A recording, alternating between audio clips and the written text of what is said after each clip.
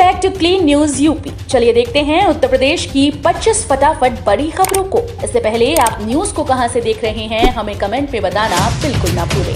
साथ ही हमारे Facebook page को भी फॉलो करें। फेसबुक पेज का लिंक डिस्क्रिप्शन में दिया गया है। बधाई देने से ज्यादा तंज कस गए अखिलेश यादव, योगी सरकार को दी नसीहत। उत्तर प्रदेश में योगी आदित्यनाथ ने मुख्यमंत्री के रूप में शपथ ले ली। उनके साथ 52 मंत्रियों ने भी शपथ ली। मुख्यमंत्री योगी आदित्यनाथ की ओर से फोन करके न्योता दिए जाने के बावजूद समाजवादी पार्टी अध्यक्ष अखिलेश यादव शपथ ग्रहण समारोह में नहीं पहुंचे। हालांकि शपथ के तुरंत बाद उन्होंने नसीहत के साथ नई सरकार को बधाई दी। इस दौरान वो तंज कसने से भी नहीं चूके। उन्होंने ट्वीट किया, नई सरकार को बधाई कि वो सपा के बनाए स्टेडियम में शपथ ले रही है। शपथ सिर्फ सरकार बनाने की नहीं, जनता की सच्ची सेवा की भी लेनी चाहिए। योगी सरकार किसानों को सिंचाई के लिए मुफ्त बिजली का ऐलान जल्द करेगी। अन्य सुविधाओं को भी मिलेगा विस्तार। उत्तर प्रदेश विधानसभा चुनाव में योगी आदित्यनाथ सरकार पर जनता वोट के जरिए मुहर लगा चुकी है। अब बारी संकल्प पत्र को अमल में लाने की है। सरकार विकास कार्यों को अगले 5 वर्षों तक जारी रखेगी। जल्द ही सरकार किसानों को सिंचाई के लिए मुफ्त बिजली मुहैया कराने का ऐलान होगा। इसके अलावा सिंचाई व अन्य सुविधाओं को भी विस्तार देने की तैयारी है। भाजपा ने 2017 में किसानों की बड़े पैमाने पर कर्ज माफी की थी। वो सिलसिला अगले 5 सालों तक जारी रहेगा। लखनऊ मेल सहित इन ट्रेन में 28 मार्च से मिलेगा पेट्रोल। उत्तर रेलवे ने जारी किया आदेश। कोरोना के कारण 2 साल से बंद पेट्रोल की आपूर्ति रेलवे चरणबद्ध तरीके से बहाल कर रहा है। उत्तर रेलवे लखनऊ में अपनी महत्वपूर्ण ट्रेन में 28 मार्च से पेट्रोल की आपूर्ति शुरू हो जाएगी। रेलवे 28 मार्च से लखनऊ जंक्शन में चलाने वाली 12229/12230 लखनऊ मेल में 20413/20414 वाराणसी इंदौर वाराणसी काशी महाकाल एक्सप्रेस में 29 मार्च से एसी क्लास में सफर करने वाले यात्रियों को पेट्रोल मिलेगा। इसी तरह ट्रेन 12419/12420 लखनऊ नई दिल्ली गोमती सुपरफास्ट एक्सप्रेस और 12429/12430 लखनऊ नई एसी एक्सप्रेस में 6 अप्रैल से यात्रियों को पेट्रोल मिलेगा। घर बनाना भी हुआ महंगा। मेरठ में निर्माण सामग्री के दाम आसमान पर। बढ़ती महंगाई के बीच घर बनाना महंगा हो रहा है। मेरठ में हाल ही में सीमेंट, सरिया, ईंट और रोड़ी डस्ट के दाम में 20 से 33% तक की बढ़ोतरी हुई। इससे लागत बढ़ गई। घर बनाने में प्रति वर्ग मीटर के हिसाब से 200 रुपए की बढ़ोतरी हुई। ट्रांसपोर्ट नगर में सीमेंट के थोक व्यवसायी अमित अग्रवाल का कहना है कि सभी कंपनीज के सीमेंट के कट्टे पर 20 रुपए की बढ़ोतरी हो गई। रियल एस्टेट डेवलपर्स एसोसिएशन के अध्यक्ष अशोक गर्ग का कहना है कि घर बनाना अब महंगा हो जाएगा। इसका असर शुरू हो गया है। उत्तर प्रदेश में 65 लाख टन हुई धान खरीद। खरीफ विपणन वर्ष 2021-22 के तहत प्रदेश में न्यूनतम समर्थन मूल्य पर 65.53 लाख टन धान खरीदा गया।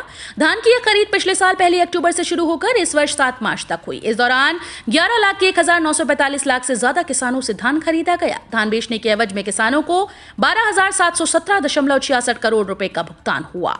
वर्ष 2021-22 के दौरान सरकार ने प्रदेश में 70 लाख टन धान खरीदने का लक्ष्य तय किया था। पेंशन खाता स्थानांतरित करने से बैंक नहीं कर सकता इनकार। सशस्त्र बल अधिकरण की लखनऊ बेंच का आदेश। पिछले 7 साल से अपनी ही पेंशन के लिए सेना से सेवानिवृत्त एक ऑनरेरी कैप्टन भटकता रहा। पेंशन न मिलने पर ऑनरेरी कैप्टन को मजदूरी करने पर विवश होना पड़ा। ऑनरेरी कैप्टन की आवाज सशस्त्र बल अधिकरण की लखनऊ बेंच में उठी। यहां मामले की सुनवाई करते हुए न्यायिक सदस्य न्यायमूर्ति उमेश चंद्र श्रीवास्तव और प्रशासनिक सदस्य वाइस एडमिरल अभय रघुनाथ कार्वे की खंडपीठ ने बैंक को आदेश दिया कि वो पत्नी के विवाद के कारण संयुक्त खाते में पेंशनर की पेंशन पर रोक लगा सकती है, लेकिन पेंशनर का पेंशन खाता स्थानांतरित करने से इनकार नहीं कर सकता। यूपी में नई सरकार गठन के बाद सहकारी चीनी मिलों में शुरू होंगी भर्तियां। हजारों पदों के लिए जल्द शुरू होगी प्रक्रिया। उत्तर प्रदेश नौकरी पाने की राह देखने वाले युवाओं के लिए खुशखबरी है। सूबे में नई सरकार के गठन के बाद राज्य की सहकारी चीनी मिलों में भर्तियां होंगी। मिलों के विभिन्न पदों पर भर्ती के लिए विज्ञापन निकाले गए थे। अब जल्द ही इन रिक्त पदों को भरने की प्रक्रिया शुरू होगी। सहकारी चीनी मिलों में fitter, electrician, penman, wireman, fitter, helper आदि के कुल 13,399 पद स्वीकृत हैं। इनमें से 3,797 पद भरे हुए हैं और 9,602 पद खाली हैं। प्रधान प्रबंधक, मुख्य अभियंता, उप मुख्य अभियंता, मुख्य लेखाकार, उप मुख्य लेखाकार, लेखाधिकारी, मुख्य रसायनविद, लैब इंचार्ज, मुख्य गन्ना अधिकारी, उप मुख्य गन्ना अधिकारी, गन्ना विकास निरीक्षक, आसवानी प्रबंधक, उप मुख्य आसवानी प्रबंधक, Aswani chemist, Aswani lab in charge आदि के कुल 1248 पद स्वीकृत हैं।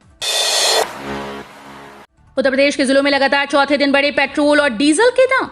रूस यूक्रेन युद्ध के बीच पेट्रोल डीजल के दाम में लगातार बढ़ोतरी जारी है। उत्तर प्रदेश में 4 दिनों में पेट्रोल डीजल को लेकर तीसरी बार 80-80 पैसे की बढ़ोतरी से आम आदमी की जेब पर महंगाई की सीधी मार पड़ी। मंगलवार से दाम बढ़ाने का सिलसिला शुक्रवार को भी जारी रहा।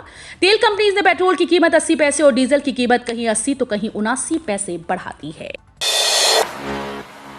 कानपुर से गोमती एक्सप्रेस समेत दिल्ली जाने वाली 4 जोड़ी ट्रेन निरस्त, 10 का समय बदला।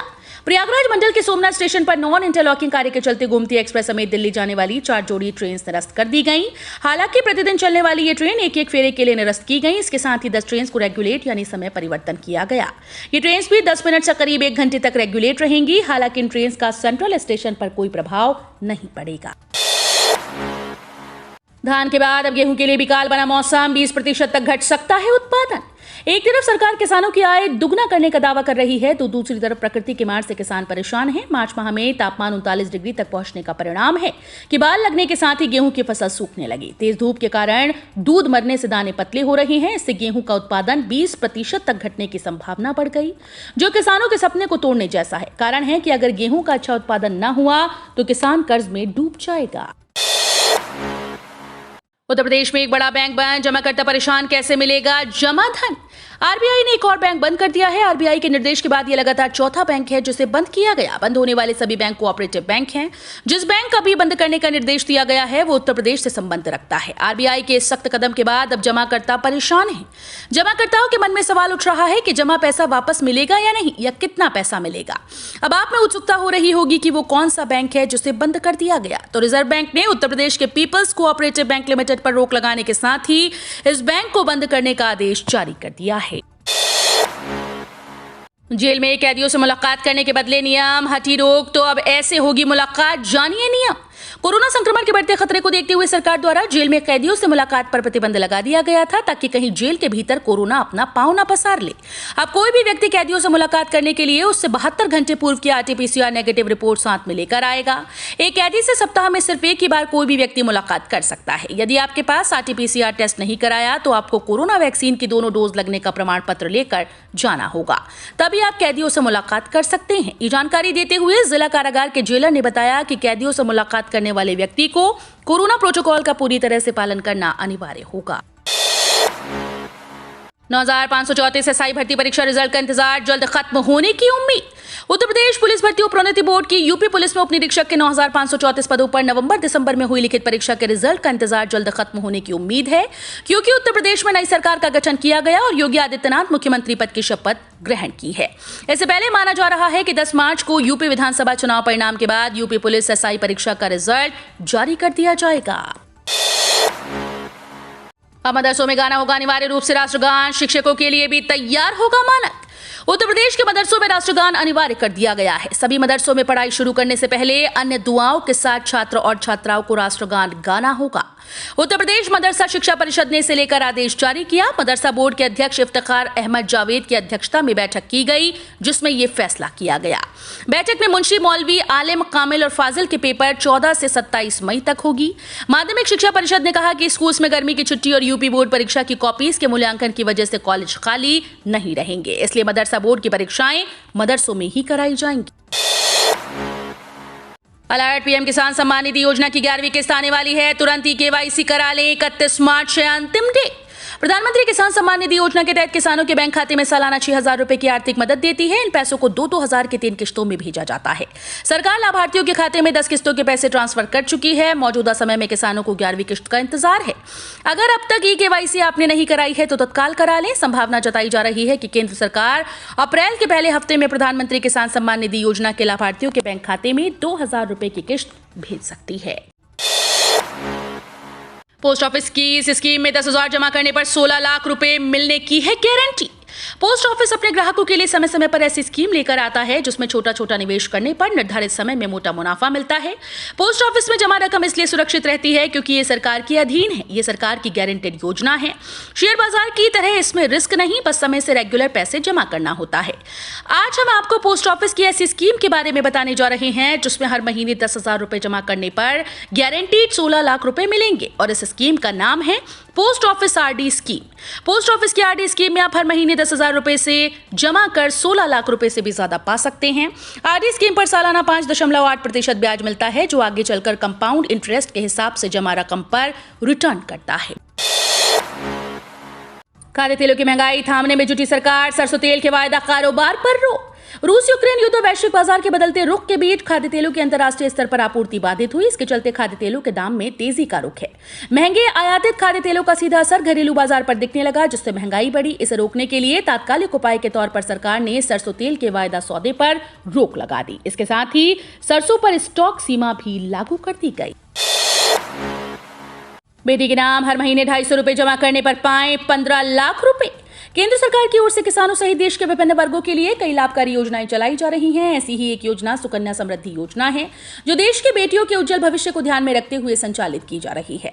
इस योजना की खास बात यह है कि इसमें आप अपनी बेटी के नाम से एक छोटी सी धनराशि हर माह खाते में जमा करके भविष्य में 15 लाख रुपए तक का एक बड़ा अमाउंट प्राप्त कर सकती हैं। अब शिक्षित युवाओं को मिलेगा ई श्रम कार्ड योजना का लाभ। केंद्र सरकार की ओर से किसानों सहित असंगठित मजदूरों के लिए कई खास योजनाएं चलाई जा रही हैं, जिनका लाभ उन्हें मिल रहा है। इन्हीं योजनाओं में से एक ई श्रम कार्ड है, जिसे असंगठित क्षेत्र से जुड़े कामगारों के लिए शुरू किया गया। इस योजना के तहत ऐसे लोगों की पहचान कर सरकार उन्हें ई श्रम कार्ड बनाकर देती है। इस ई श्रम कार्ड के माध्यम से लाभार्थी को सरकार की कल्याणकारी योजनाओं का लाभ मिलता है। अब ई श्रम कार्ड का दायरा बढ़ा दिया गया। इसके तहत अब वे पढ़ाई करने वाले युवा भी इसका लाभ ले सकेंगे, जो पढ़ाई के साथ और अन्य कोई छोटा मोटा काम कर रही हैं। पीएम आवास योजना का लाभ 31 मार्च 2022 तक ही मिलेगा। होम लोन पर सब्सिडी के लिए आवेदन नहीं किया तो जल्दी करें। पीएम आवास योजना का लाभ 31 मार्च 2022 तक मिलेगा। मोदी सरकार के द्वारा होम लोन पर दी जाने वाली सब्सिडी 31/3/2022 को खत्म होगी। अगर आपने अभी तक सब्सिडी के लिए आवेदन नहीं किया तो जल्दी करें। हमारे देश के प्रधानमंत्री श्री नरेंद्र मोदी जी के द्वारा वर्ष 2015 में आवास योजना का शुभारंभ किया। इसके माध्यम से उन गरीब लोगों को घर खरीदने के लिए होम लोन पर सब्सिडी दी जाती थी, जिनकी सालाना आय 3 लाख रुपए से लेकर 18 लाख रुपए है। जो बाइडेन ने पहली बार खींच दी लकीर, कहा यदि रूस ने पार की लक्ष्मण रेखा तो अमेरिका भी युद्ध में उतर जाएगा। रूस यूक्रेन युद्ध का आज 31वां दिन है। यूक्रेन पर रूस का कहर नहीं थम रहा। लाखों लोग यूक्रेन छोड़ने को मजबूर हैं। इस बीच अमेरिकी राष्ट्रपति जो बाइडेन ने रूस को कड़ी चेतावनी दी। बाइडेन ने कहा कि अगर रूस यूक्रेन में केमिकल हथियारों का इस्तेमाल करेगा तो वो भी इसका जवाब देगा। वहीं रूस यूक्रेन युद्ध के बीच चीन के रवैये को लेकर भी अमेरिकी राष्ट्रपति जो बाइडेन ने आपत्ति जताई। जो बाइडेन ने कहा कि चीन अच्छे से जानता है कि उसका आर्थिक भविष्य रूस के बजाय पश्चिम से अच्छे से जुड़ा है। मुझे लगता है कि चीन के राष्ट्रपति इसमें नहीं पड़ेंगे। यूपीटीईटी रिजल्ट जल्द जारी होने की उम्मीद, इसलिए रुका है परिणाम। उत्तर प्रदेश शिक्षक पात्रता परीक्षा 2021 के परिणाम अब किसी वक्त जारी किया जा सकता है। उत्तर प्रदेश में योगी आदित्यनाथ की अगुवाई में नई सरकार का गठन हो गया। इसी के साथ लंबित पड़े तमाम सरकारी कार्यों के शुरू होने का रास्ता साफ हो जाएगा। हालांकि परीक्षा नियामक प्राधिकरण या उत्तर प्रदेश बेसिक शिक्षा विभाग की ओर से अभी तक इस संबंध में आधिकारिक ऐलान नहीं किया गया, लेकिन उम्मीद यही है कि नई सरकार के बनने के बाद यूपीटीईटी का रिजल्ट जारी किया जाएगा। आपको बता दें कि इससे पहले 15 फरवरी को शासन ने राज्य में हो रहे विधानसभा चुनाव और 10 मार्च को आने वाले चुनाव परिणामों को देखते हुए 10 मार्च तक रिजल्ट जारी करने पर रोक लगा दी थी। श्री कृष्ण जन्मस्थान व ईदगाह मामले में केस दर्ज करने वाले पर 250 रुपए का जुर्माना, बार बार टालने पर कोर्ट नाराज। श्री कृष्ण जन्मस्थान और ईदगाह प्रकरण में सिविल जज सीनियर डिवीजन ने वादी पक्ष पर 250 रुपए का जुर्माना लगाते हुए अगली सुनवाई के लिए 19 अप्रैल की तिथि निर्धारित की। ईदगाह पक्ष नियम 7 रूल 11 के तहत बहस कराना चाहता था। वादी पक्ष पूर्व में दिए गए प्रार्थना पत्रों पर सुनवाई की मांग कर रहा था। अदालत ने वादी पक्ष से बहस करने के लिए कहा तो उसने अगली तिथि दिए जाने का प्रार्थना पत्र अदालत में दिया। अदालत ने वादी पक्ष पर 250 रुपए का जुर्माना लगाते हुए सुनवाई के लिए अगली तिथि निर्धारित कर दी। यूपी बोर्ड परीक्षा 2022 कमाल है। करीब 4.18 लाख छात्रों ने छोड़ी मातृभाषा हिंदी की परीक्षा। यूपी बोर्ड परीक्षा 2022 में 10वीं कक्षा और 12वीं कक्षा की परीक्षाएं शुरू हो गई। यूपी सरकार और शिक्षा विभाग ने नकल पर जबरदस्त सख्ती कर रखी है, जिसका परिणाम यह हुआ कि तमाम छात्रों के चेहरे उतर गए और मातृभाषा हिंदी की परीक्षा करीब 4.18 लाख छात्रों ने छोड़ी। हैरान हो गए ना। यूपी बोर्ड परीक्षा के पहले ही दिन पहली पारी सुबह 8 बजे से 11:15 में हाई स्कूल की हिंदी व प्रारंभिक हिंदी का पेपर था। वह इंटरमीडिएट में सैन्य विज्ञान की परीक्षा हुई, जबकि अपराह्न 2 बजे से 5:15 बजे की दूसरी पाली में इंटर में हिंदी व सामान्य हिंदी के प्रश्न पत्र की परीक्षा हुई। नए कप्तानों के साथ उतरेगी सीएसके और केकेआर, आज होगी भिड़ंत। इंडियन प्रीमियर लीग के 15वें सीजन का आगाज आज से मुंबई में हो रहा है। टीमों की संख्या बढ़ने का साथ साथ इस बार लीग में और भी बहुत कुछ बदल रहा है। ऐसे में इस बार टूर्नामेंट और रोमांचक होने की उम्मीद है। आईपीएल 2022 के उद्घाटन मुकाबले में गत विजेता चेन्नई सुपर किंग्स पिछले साल की उप विजेता कोलकाता नाइट राइडर्स से भिड़ेगी। दोनों ही टीम्स इस बार नए कप्तान की अगुवाई में उतरेगी। केकेआर के कप्तान श्रेयस अय्यर को जहां आईपीएल में कप्तानी का अच्छा अनुभव है, तो वहीं रविंद्र जडेजा यहां पहली बार किसी टीम की कमान संभालेंगे। तो ये थी आज की 25 फटाफट बड़ी खबरें। अगर आपको न्यूज पसंद आई हो तो वीडियो को लाइक और शेयर जरूर करें। धन्यवाद।